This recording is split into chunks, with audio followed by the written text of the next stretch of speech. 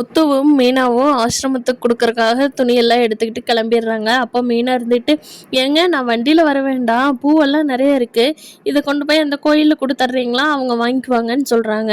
சரி மீனா, நான் போகிற வழியில் தானே, அப்படியே பூ கொடுத்துட்டு ஆசிரமத்துக்கு கொடுத்துட்டு நான் டியூட்டி கிளம்பிக்கிறேன் அப்படின்னு சொல்லிட்டு எல்லாம் வாங்கி டிக்கியில் வச்சிட்ருக்காங்க.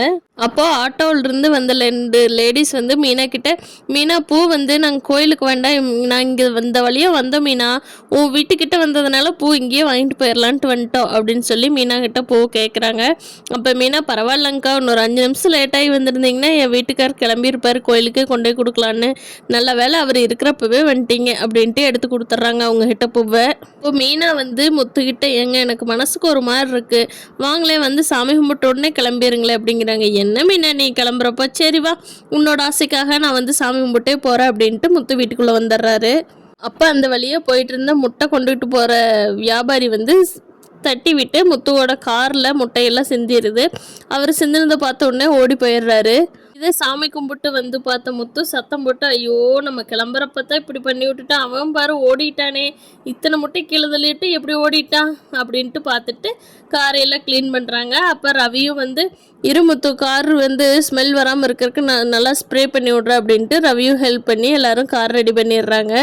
ரவி சாவியெல்லாம் வாங்கி உள்ளேயெல்லாம் ஸ்ப்ரே பண்ணி விட்டுட்டு எல்லாம் ரெடி ஆக்கிட்டு கொண்டு வந்து முத்துக்கிட்ட சொல்லிடுறாரு. டே முத்து, கார் ரெடி ஆயிடுச்சு முத்து, நீ எடுத்துகிட்டு போய்க்கலாம் நீ அப்படிங்கிறாங்க. சரின்ட்டு முத்து ரவிக்கிட்ட சாவி வாங்கிட்டு போய் கார் ஸ்டார்ட் பண்ணி பார்க்குறாரு. ஸ்டார்ட் ஆகவே மாட்டேங்குது. திருப்பி பண்ணுறாரு, ஸ்டார்ட் ஆயிடுச்சு.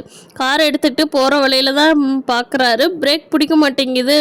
ஐயோ என்னாச்சு, நேற்றுலாம் நல்லா இருந்ததே காரு, இன்னைக்கு என்னாச்சு அப்படின்னு யோசனை பண்ணிட்டு இருக்காரு.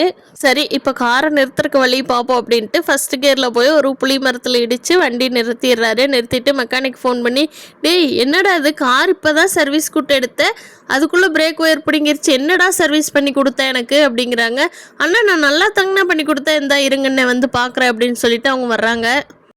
வந்து செக் பண்ணி பார்க்குறப்போ, அண்ணா பிரேக் ஒயரெல்லாம் கட் பண்ணி விட்டுருக்காங்கண்ணா, அதுவும் இல்லாமல் ஆயிலெலாம் லீக் பண்ணியிருக்காங்க, கார் தீ பிடிக்கிட்டுன்னு. நல்ல வேலைங்கண்ணா, இன்னும் கொஞ்சம் தூரம் மட்டும் போயிருந்தீங்கன்னா கார் தீ பிடிச்சிருக்கும், அடுத்து ஃபயர் ஆகிற கண்டிஷனுக்கு வந்தப்பவே நீங்கள் நல்ல வேலை பார்த்துட்டு நிறுத்திட்டீங்கண்ணா. டேய் என்னடா சொல்கிற, என்னை கொலை பண்ணுறதுக்கு யாரோ முயற்சி பண்ணியிருக்காங்கடா. ஐயோ யாராக இருக்கும் என்னை கொலை பண்ணுறதுக்கு முயற்சி பண்ணினது அப்படின்னு முத்து யோசனை பண்ணிக்கிட்டே இருக்கிறாரு. பார்க்கலாம் ஃப்ரெண்ட்ஸ், முத்து யோசனை பண்ணி கண்டுபிடிச்சிட்டாரா, அடுத்தடுத்து என்ன நடக்க போகுதுன்னு.